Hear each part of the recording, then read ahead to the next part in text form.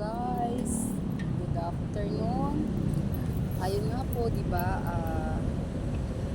Sasabihin ko na po sa inyo, 'di ba, nakapag-vlog ako dati, yung first and second uploaded ko, and the third time I was successful. Ipagpatuloy na po yung pagpa-vlog ko po tungkol dun sa sinasabi ko about sa immigration. 'Di ba, sabi ko gusto ko lang talaga patunayan sa immigration na I was a tourist lang talaga. As a tourist lang po talaga kasi ako yung babae na pag yung may hindi nakukuha ay pinipilit ko talaga basta sa mabuti lang po talaga. Kasi nakakasama naman ang loob na hindi ka nakakalabas ng bansa, di ba? Saka love ko talaga yung travel. Yun na nga, di ba, I was uploaded 2 times. Pero hindi ako nawala ng pag-asa bagkos lalo kong pinaglaban ang aking karapatan dahil so magtuturist ka lang naman, iba, bakit bila hindi ka papayagan? So marami po akong ginawang paraan. Una-una po, pumunta ako sa mga lawyer, ang daming mga advice sa akin, siguro ng mga nakapito ako. Then I went also to the Immigration in Intramuros. Maraming beses po ako pumunta doon. All my requirements I passed. Yung hinihingi nila sa akin na affidavit of support. Kaya lang may isa akong pinsan na hinihingan ko, lahat naman binigay.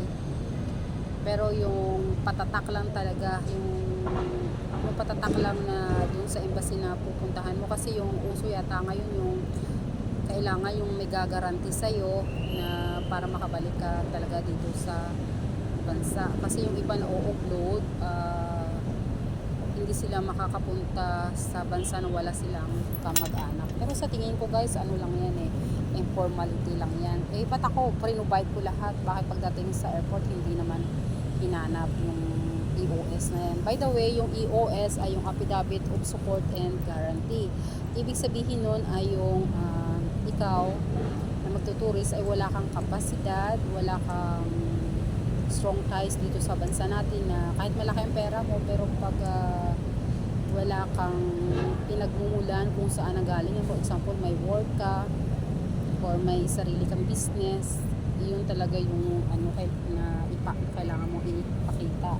Kaya yung tinatawag na EOS, Affidavit of Support, it means hindi mo kayang mag-travel, so may mag-i-sponsor sa'yo. So parang kailangan complete requirements, yung trabaho ng sponsor mo, yung bahay, tapos may tax pa yan parang masalimuot. Halimbawa kung malayo ka, yung sinasabi nga sa Senado, halimbawa sa Abu Dhabi ka o sa Dubai ka, tapos yung embassy is malayo, so parang minsan imbis na sponsoran ka, tatamarin na lang din or malayo talaga. So hindi naman ibig sabihin na hindi tayo gagarentayahan, pero kung nalalayuan sila, halimbawa katulad ng embassy ng kung anong bansa, diba, sa Iloilo wala namang embassy, so kung ang kamag-anak mo ay kailangan pa pumunta dito sa Maynila para lang magpatatak kung saan embassy para ipapadasa, is very risky, diba? So sa third time, parang sabi ko, pag hindi pa ako talaga makaalis, pupunta ako sa Senado, sa Bitag, kay Tulfo, or kahit dadalhin ko pa to sa Presidente. Ipaglalaban ko talaga yung karapatan ko. Kasi baka naman ako hindi papayagang lumabas, hindi naman sila gagastos. Saka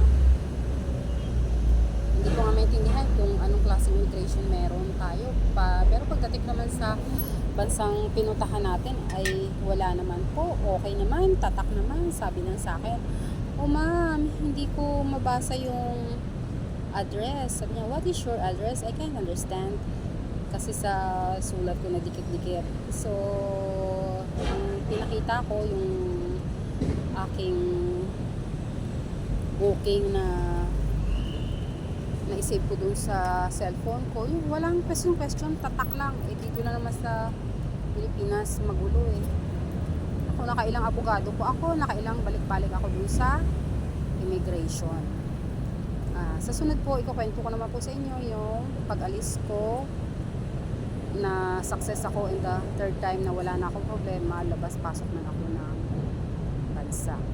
Kasi po pag mahaba po yung yung tawag dito, yung sa YouTube parang may maximum yata na oras lang eh. Okay po, thank you. Susunod po ulit, tangkilikin naman yung aking vlog about immigration and masalimuot na experience.